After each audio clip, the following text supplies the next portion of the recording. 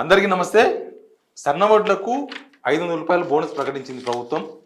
నిజానికి ఎలక్షన్స్ ముందు ఏ వడ్లు వండించినా ధాన్యానికి అందరికీ 500 రూపాయల బోనస్ ఇస్తామని హామీ ఇచ్చిండ్రు. కానీ నిన్న జరిగిన కేబినెట్ సమావేశంలో కేవలం సన్నవడ్లకు మాత్రమే ఇస్తామని చెప్తున్నారు. అసలు తెలంగాణలో పండే సన్నవడ్లు ఎన్ని, మన దగ్గర దొడ్డు వడ్లు ఎంత శాతం పండుతాయి, ఇది రైతులకు ఎంతో ఉపయోగపడుతుంది, రైతులకు లాభమా, దీనివల్ల ఎంత లాభం జరుగుతుంది? మనతో నా వేణుగోపాల్ అన్న బీజేపీ లీడర్, కానీ అంతకు మించి రైతు, బీజేపీ కిసాన్ సెల్ ప్రెసిడెంట్గా కూడా పనిచేసిన గతంలో, వరంగల్ వాస్తవ్యులు. అన్న ఏం చెప్తారు? మీరు మొత్తం రైతాంగాన్ని, తెలంగాణ రైతాంగాన్ని మొత్తం చదివినారు కదా. ఈ సన్నవడ్లకు 500 రూపాయల బోనస్ అనేది ఒక పెద్ద ప్రకటనగా చూస్తుంది ప్రభుత్వం, మీరేం చెప్తారు? ఒకటి, రైతును మోసం చేయడం అనేది ప్రతి పార్టీకి సులభం అయిపోయింది. ఇప్పుడు కాంగ్రెస్ పార్టీ ఎన్నికల ముందు ఇచ్చిన మేనిఫెస్టోలో రైతులకు ఏం చెప్పారు? 4-5 అంశాలు చెప్పారు. నేను మళ్ళీ గుర్తు చేస్తున్నా, తెలిసినాయి. ఎందుకంటే 15,000 ఇస్తా అన్నారు. 15,000 అంటే 7,500 ఒక పంటకు. 7,500 ఇప్పుడు వారు వచ్చినాక ఒక పంట అయిపోయింది. డిసెంబర్ 7వ తారీఖు ప్రమాణ స్వీకారం చేసిండ్రు. అప్పుడే రబీ స్టార్ట్ అయింది. రబీ స్టార్ట్ అయ్యి పంట వచ్చి మళ్ళీ పార్లమెంట్ ఎన్నికలు కూడా అయిపోయినాయి. కానీ ఒక్క గింజ కొనలే వాళ్ళు. ఒకటి, బోనస్ ఇవ్వలేదు, కొనలేదు. ఇది ఇక్కడికి మాట తప్పింది. వచ్చే ఈ వానకాలం తర్వాత ముచ్చట, నువ్వు వానకాలం ఇస్తావా తర్వాత ముచ్చట. నువ్వు ఇస్తా అన్న కాలం అయితే ఇవ్వలేదు. ఇప్పుడు ఇయ్యని జవాబు చెప్పాలి ఫస్ట్. నువ్వు నిన్ను ఎవరు నమ్మాలి? నువ్వు ఇంతకుముందు కూడా ఇదే చెప్పినావు కదా. ముందేం చెప్పిండ్రు? అసెంబ్లీ ఎన్నికల ముందు 500 ఈ రబీ నుంచే స్టార్ట్ చేస్తామని చెప్పిండ్రు. అది అయిపోయింది. పార్లమెంట్ ముందు ఏం చెప్పిండ్రు? మళ్ళీ మొత్తం వడ్లకు 500 రూపాయలు బోనస్ ఇస్తాం, నెక్స్ట్ పంట నుంచి కొంటాం అన్నాడు. అది అయిపోయినాక ఇప్పుడు ఏమంటాడు? ఓన్లీ సన్నధాన్యానికి అంటాడు. ఇవి బ్రోకర్ మాటలు కదా. నేనేమన్నా సన్నధాన్యానికంటే రాష్ట్రంలో ఎంత పంట పండుతుంది? అంటే ఖరీఫ్ రబీ కలిసి మనకు 1,90 లక్షల నుంచి 1 కోటి టన్నుల ధాన్యం కనుక రబీలో, అది ఖరీఫ్లో వచ్చేది ఉంటే, వానాకాలంలో వచ్చేది ఉంటే, నువ్వు సన్నధాన్యం 60% సన్నధాన్యం పెడుతున్నారు కదా. 60% సన్నధాన్యాన్ని కొంటా అంటే అది ఇవాళ ఆర్ఎన్ఆర్ కానీ, జయశ్రీరామ్ కానీ ఈ 32,000, 3400, 3500 నడుతుంది. 2200 మద్దతు రేటు మీద నువ్వు 500 అంటే 2700 అవుతుంది. నువ్వు 2700 ఇస్తా అంటే 3200 వస్తుంటే నీకు ఎందుకు అమ్ముతాడు? అంటే నువ్వు ధర ఉన్న దానికి ఇస్తా అంటాను, ధర లేని దానికి ఇయ్య అంటాను. దొడ్డు ధాన్యానికి ఇయ్య అంటాడు, దొడ్డు ధాన్యానికి ఇయ్య అని చెప్పకుండా సన్నధాన్యానికి ఇస్తాం అంటాడు. అవందిట కూడా నా కొడుకు అన్నట్టు. అంటే దొడ్డు ధాన్యానికో ఇయ్యవు, సన్నధాన్యానికో రేటు ఉన్నదానికి ఇస్తా అంటావు.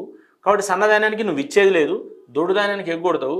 60% 2 పంటలు కలిపి, రబీ ఖరీఫ్ కలిపి 60%, సుమారు అంచనా ఇది 60% దొడ్డు ధాన్యం వస్తుంది. దొడ్డు ధాన్యమే ప్రధానంగా నువ్వు కొనాలి. దొడ్డు ధాన్యానికే నువ్వు కనుక 500 రూపాయలు ఇయ్య అంటే ఇక నువ్వు కొనేది ఎక్కడిది? సన్నధాన్యానికి ఆటోమేటిక్గా నీకు 2700 కంటే ఎక్కువ రేటు ఉన్నది. అంటే నువ్వేంటంటే ధాన్యానికి 500 రూపాయలు ఎగ్గొట్టేందుకు నీ ప్రణాళిక, ఇప్పుడు నిన్నటి క్యాబినెట్ మీటింగ్లో నీ ప్రణాళిక సిద్ధం చేసినావు. నిన్ను ఊళ్ళలో తిరగనీయరని చెప్తున్న రైతులు ఇప్పుడు కొనలేదు, వచ్చేదాన్ని కొనేది లేదు. సన్నధాన్యానికంటే నీకు రేట్ ఎక్కువ ఉంటుంది. అంటే నువ్వు 500 రూపాయలు బోనస్ అనేది బోగస్. ఒకటి. రెండోది ఏం చెప్తున్నా అంటే 15,000 రూపాయలు నువ్వు ఇప్పుడు రబీకి ఇయ్యలేదు పైసలు. 15,000 రూపాయలలో 7,500 రబీకి ఇవ్వాలి. నువ్వు వచ్చి 6 నెలలు అయిపోయింది, పంట వచ్చేసింది, రబీకి నువ్వు డబ్బులు ఇవ్వలేదు. ఓకే, అప్పటికే కేసీఆర్ కొన్ని వేసిపోయిండు, నువ్వు ఇవ్వలేదు, ఇది ఎగ్గొట్టినావు. ఇప్పుడు వర్షాకాలం స్టార్ట్ చేస్తున్నా అంటాను. ఈ వర్షాకాలము ఏదైతే దీనికి స్టార్ట్ చేస్తా అని చెప్తున్నావో దీనికి కూడా నువ్వు 7,500 ఇవ్వాలి రైతు భరోసా. మళ్ళీ 5,000 అంటాను. ఇదొక మోసం. నంబర్ 2. నంబర్ 3, ఆగస్టు వరకు మేము 2 లక్షల రూపాయలు రైతులకు ఏదైతే ఇస్తా అని చెప్తున్నావో, రుణమాఫీ చేస్తాను. సరే, ఆ సబ్జెక్ట్ మనం మాట్లాడదాం అన్న. ఫస్ట్ ఈ సబ్జెక్ట్ నుంచి పోదాం బయటికి మనం. ఓకే. ఇప్పుడు మార్కెట్లో 3500 ఉన్నాయన్న సన్న బియ్యం. ఓకే, సన్న ఒడ్లు బియ్యం కాదు. బియ్యం అంటే 5,000, 6,000 ఉన్నాయి. కానీ ఇప్పుడు ఒకవేళ వీళ్ళు 500 రూపాయల బోనస్ ఎంఎస్పి మీద కాకుండా 3500 యాడ్ చేస్తే 3500 మార్కెట్లో నడుస్తుంది సన్న ఒడ్లు. అట్లా చేయరు వాళ్ళు. ఎంఎస్పి మీద 500 యాడ్ చేస్తామంటారు. ఎవరు అమ్ముతోళ్ళు ఎవరు?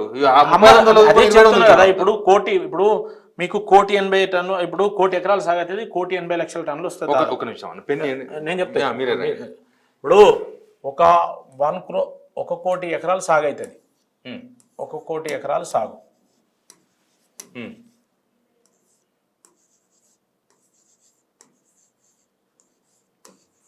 ఇది ఓన్లీ ఒక వానకాలమా? ఖరీఫ్. ఓన్లీ ఖరీఫ్. ఇది అంచనా.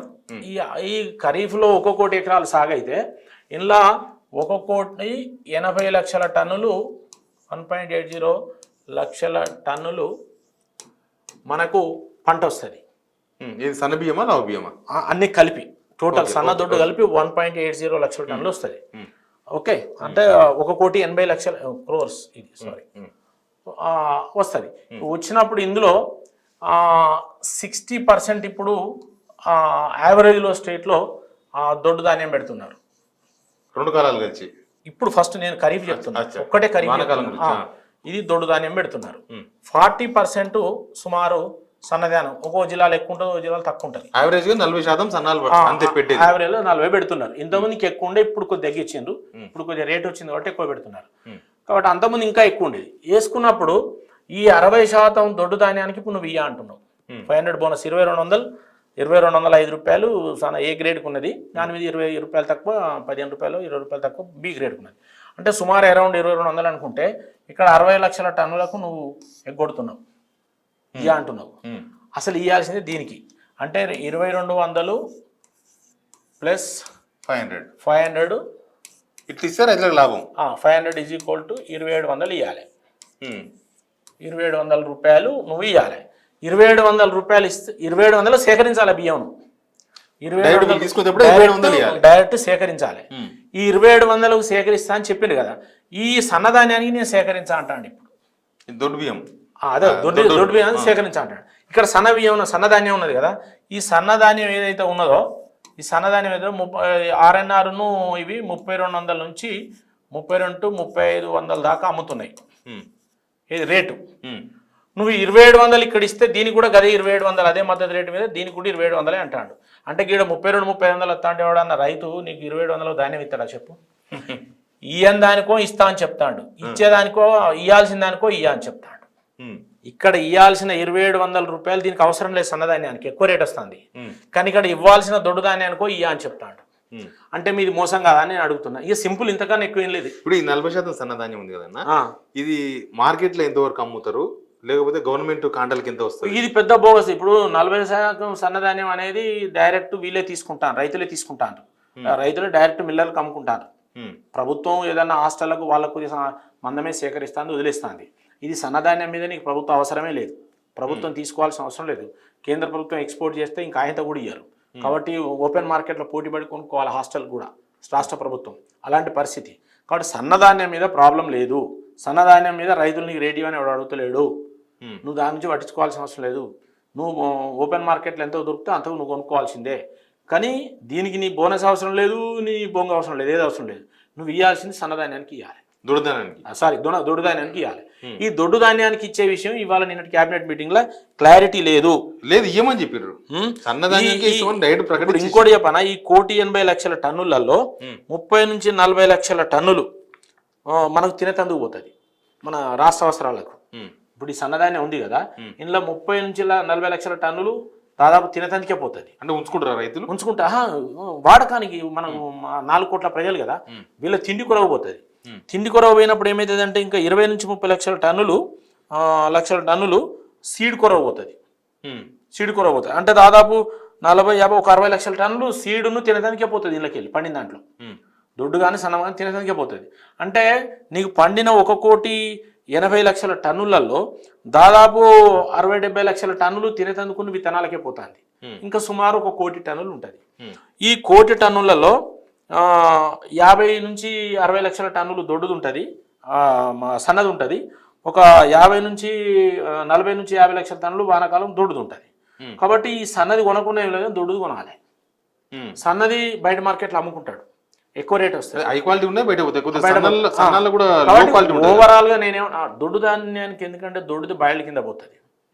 బాయిల్ కింద పోతుంది కాబట్టి దొడ్డు ధాన్యం జనరల్ గా మన దగ్గర తక్కువ తింటారు, తినరు. తర్వాత తినరు కాబట్టి దీన్ని డిమాండ్ లేదని నువ్వు కొనాలి, డిమాండ్ లేదని నువ్వు కొనాలి. ఇది కొనకుండా దీనికి 2,700 రూపాయలు నువ్వు ఈ మద్దతు రేటు మీద 500 కలిపి ఇవ్వకుండా సన్నధాన్యాన్ని మాత్రమే ఇస్తా అని చెప్పడం ఏదైతున్నదో ఇది మోసం. వాళ్ళు ఏం చెప్తారు, ఇది గవర్నమెంట్ ఉంటుంది, సెంట్రల్ గవర్నమెంట్ ఉంటుంది. కొంటే నువ్వేం చేయాలంటే రైతుకు 2,700 ఇచ్చి సెంట్రల్ గవర్నమెంట్కి మిగతా వాళ్ళ మద్దతు రేటు ప్రకారం వాళ్ళు పెట్టాలి. ఇంకొక దుర్మార్గం ఏంటంటే రైస్ మిల్లర్స్ కూడా ఏం చేస్తారంటే, రైస్ మిల్లర్స్ కూడా 67 కిలోలు 1 క్వింటాల్కు రైస్ ఇస్తారు ఇప్పుడు ఎఫ్సిఐకి. కానీ వాళ్ళు ఏం మొత్తుకుంటారు 67 కిలోలు వస్తలేదు మాకు 62 కిలోలే వస్తుంది కాబట్టి దీన్ని పెంచేయాలి రాష్ట్ర ప్రభుత్వాన్ని డిమాండ్ చేస్తాను. రాష్ట్ర ప్రభుత్వం కేంద్ర ప్రభుత్వంతో మాట్లాడాలి. ఎక్కడ లాస్ అవుతుంది 6-7 వాళ్ళు చెప్తున్నారు అది ప్రాక్టికల్గా చేయాలి, ఎగ్జామిన్ చేయాలి. ఇప్పుడు ఎగ్జామిన్ చేసి నీకు పండిన ధాన్యంలో మిల్లింగ్ పట్టినప్పుడు 67 కిలోలు వస్తుందని ఒక అంచనా. అయితే ఇప్పుడు అంతకన్నా తక్కువ వస్తుందని వాళ్ళు ఉల్లి పెడతారు. నిజమా అబద్ధమా గవర్నమెంట్ తేల్చాలి. ఇది నెంబర్ 1. ఎందుకు అంటే ఈ స్టేట్ గవర్నమెంట్ పర్సంటేజ్లతోని ఈ ప్రాబ్లం వచ్చింది. రెండోది సెంట్రల్ నుంచి వీళ్ళు ఏం చేస్తారు, రాష్ట్రానికి రావాల్సిన డబ్బులన్నీ తీసుకుంటారు ఎఫ్సిఐ నుంచి డబ్బులన్నీ తీసుకొని వీళ్ళు ఏం చేస్తారంటే వీళ్ళకి ఇవ్వాల్సిన మిల్లింగ్ డబ్బులు కానీ కస్టమ్స్ అంటే నిల్వ చేసిన దానికి కస్టమ్స్ సంబంధించిన డబ్బులు కానీ లేకపోతే హమాలీ డబ్బులు కానీ లేకపోతే ట్రాన్స్పోర్ట్ డబ్బులు కానీ ఇవి స్టేట్ గవర్నమెంట్ రైస్ మిల్లర్లకు ఇస్తలేదు. స్టేట్ గవర్నమెంట్ రైస్ మిల్లర్లకు ఇవ్వపోయే వరకు వాళ్ళు ఇక్కడ నుంచి గవర్నమెంట్ దగ్గర నుంచి సేకరించి రైస్ మిల్కి వచ్చిన తర్వాత ఈ ఖర్చులన్నీ కేంద్ర ప్రభుత్వం దగ్గర నుంచి రాష్ట్ర ప్రభుత్వం తీసుకొని ఈ యొక్క మిల్లర్లకు ఇవ్వకపోవడం వల్ల వీళ్ళు లాస్ అవుతున్నారు. లాస్ అయ్యి వీళ్ళు దొంగతనంగా అమ్ముకోవడము నానా దందాలు చేయడం ఇవన్నీ జరుగుతుంది. దీనికి కారణం రాష్ట్ర ప్రభుత్వం. కాబట్టి రైస్ మిల్లర్ల హక్కుల ప్రకారం రైస్ మిల్లర్లకి ఇవ్వాల్సిన ఇచ్చి అక్కడ నుంచి ఎఫ్సిఐకి పెట్టించేందుకు వీళ్ళు మధ్య ఏజెంట్గా పనిచేయాలి. వీళ్ళు సర్వీస్ ప్రొవైడర్లు అంతే. రాష్ట్ర ప్రభుత్వం కేంద్ర ప్రభుత్వం డబ్బులు ఇస్తుంది అన్నిటికీ. అవును, వీళ్ళు సర్వీస్ ప్రొవైడర్. ఆ సర్వీస్ కూడా సరిగా చేస్తలేదు రాష్ట్ర ప్రభుత్వం. లాస్ట్ ప్రభుత్వం గత ప్రభుత్వం చేయాలి, ఈ ప్రభుత్వం చేస్తలేదు. ఇప్పుడైతే మొత్తం ఎత్తేసిండ్రు. ఇప్పుడు ఏం చేయలే. గత ప్రభుత్వం కన్నా స్పీడ్గా మేము కొంటున్నాం అని చెప్పిండ్రు. ఎప్పుడు కొన్నారు? రాండి ఫీల్డ్ మీదకి పోదాం, మీరు మైక్ పట్టుకున్నాడు నేను తీసుకుపోతా. ఎప్పుడు కొంటది? నీకు ఏప్రిల్లో పంట వచ్చింది, ఏప్రిల్ స్టార్టింగ్ మార్చ్ ఎండింగ్ నుంచి ఏప్రిల్ నుంచి పంట వచ్చింది. ఇప్పుడు దాకా ఉంటాయా? అగోసాగా అమ్ముకున్నారు. ఆల్రెడీ అమ్ముకున్నాక కొసవ పోయి నేను కొంటానంటే ఎట్లా? నువ్వు పంట స్టార్ట్ అయినప్పటి నుంచి పంట అయిపోయేంత వరకు 100% కొనాలి. దాని దగ్గర స్టాప్ పెట్టాలి, దాని దగ్గర సంఘాలు పెట్టాలి, దాని దగ్గర ట్రాన్స్పోర్ట్ ఉండాలి, దాని దగ్గర నిల్వ సామర్థ్యం ఉండాలి. సిస్టమ్ అంతా పోయిన గవర్నమెంట్ ఉన్నది కదా, ఆ సిస్టమ్ లేదా? అప్పుడు పోయిన గవర్నమెంట్ ఉన్న సిస్టమ్ సరిగా లేదనే కదా చెప్పేది. నువ్వు వచ్చి పీకిందే ఉన్నది. అంతకుముందు నిల్వ సామర్థ్యం లేదు, ఫస్ట్ తడిసిపోయేది, మిల్లులలో నిల్వ సామర్థ్యం లేదు, గోడౌన్స్ సరిగా లేవు, తడిసిపోయేది. తడిసిన ధాన్యం మళ్ళీ అక్కడ రాకుండా అయిపోయేది. కానీ ఇప్పుడు తడిసిన ధాన్యం కూడా ఎంఎస్పీ కొంటామంటున్నారు. అట్లా కాదు, తడిసిన ధాన్యం ఎంఎస్పీ కొంటా అంటే అప్పటికే మొలకలు వచ్చిపోతే ఖరాబ్ అయిపోతే వాళ్ళు అమ్ముకున్నారు. ఇక్కడ మిల్లర్ దగ్గర తడుస్తుంది. మిల్లర్ ఖచ్చితంగా తడుతుంది. అది మిల్లులలో వాళ్ళకు నిల్వ చేసుకునే సామర్థ్యం లేదు. ఆ తడిసిన దానికి నువ్వు మిల్లర్కి ఇస్తా అంటాను, రైతుకు కాదు. రైతు దగ్గర ఎప్పుడో ఖాళీ అయిపోయింది అది. అక్కడ కొంత లాస్ట్ కోసం మిగిలింది రైతు. ఇప్పుడు వాళ్ళు చెప్పేది మిల్లర్లను సాటిస్ఫై చేసేందుకు చెప్తాను, రైతును సాటిస్ఫై చేసేందుకు కాదు. ఇవన్నీ లంగమాటలు గవర్నమెంట్. ఎప్పుడండి ఇవాళ ఇప్పుడు రోహిణి కార్తె 25 నుంచి 25 నుంచి రోహిణి కార్తె అయితే ఇప్పుడు నార్లు పోతారు. అవును, నార్లు పోసు స్టార్ట్ అయితే అంటే ఇంకెక్కడ ఉన్నాయండి? ఆడ ఏదో ఉంటుంది, 10% 5% మిగిలి ఉంటుండొచ్చు. ఆ కొద్ది పర్సెంట్ విషయంలో పెద్ద లెక్క కాదు. కానీ నువ్వు స్టార్టింగ్ నుంచి ఎందుకు కొనలేదని నేను అంటున్నా. నీ యంత్రాంగం ఏం చేసింది, నీ ప్రభుత్వం ఏం చేసింది? ఎన్నికలు నడుతున్నాయి కాబట్టి దాన్ని ఎగ్గొట్టిండు.